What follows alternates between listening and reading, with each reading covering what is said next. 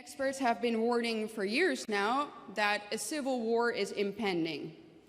But I believe that our reality is actually worse than that.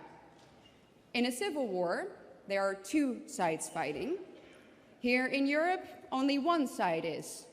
And I can tell you that it's not us. It's not the white native population of Europe. That doesn't mean, though, that the average European is okay with all of this. We are trying to constitute change through the official channels, but so far with no luck. For example, in my country, the Netherlands, Geert Wilders' party got a whopping 25% of the votes in the elections of 2023. That's more than he's ever gotten before. And Wilders' single most important aim has been to close the border. In fact, our current government has implemented the, and I quote, toughest immigration policy our nation has ever seen. The result? 130,000 immigrants entered in the past year alone.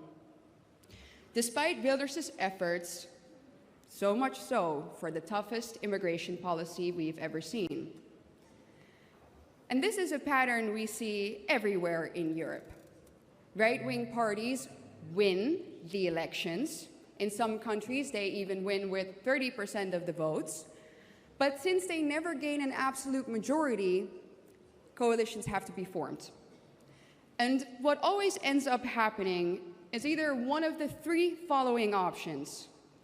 Option A, despite the right wing winning, the centrist parties then say, oh no, but that party is too extreme for us and we don't want to form a coalition with them.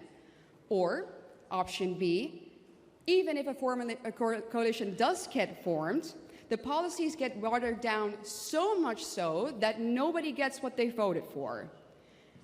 Or C, and this is something that we see increasingly often in Europe, the legal system steps in and thwarts all true right-wing efforts by deeming the policies to be in violation of European law and human rights.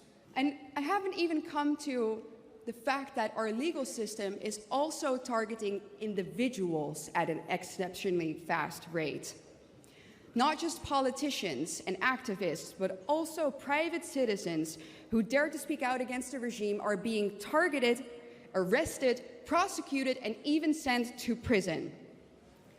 Keir Starmer, also known as two-tier Keir, is an absolute master at that. He is turning the UK into one of the most free countries in Europe.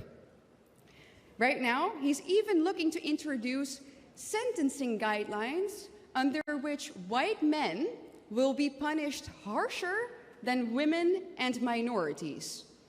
Ladies and gentlemen, last time I checked, there is a word for that: apartheid.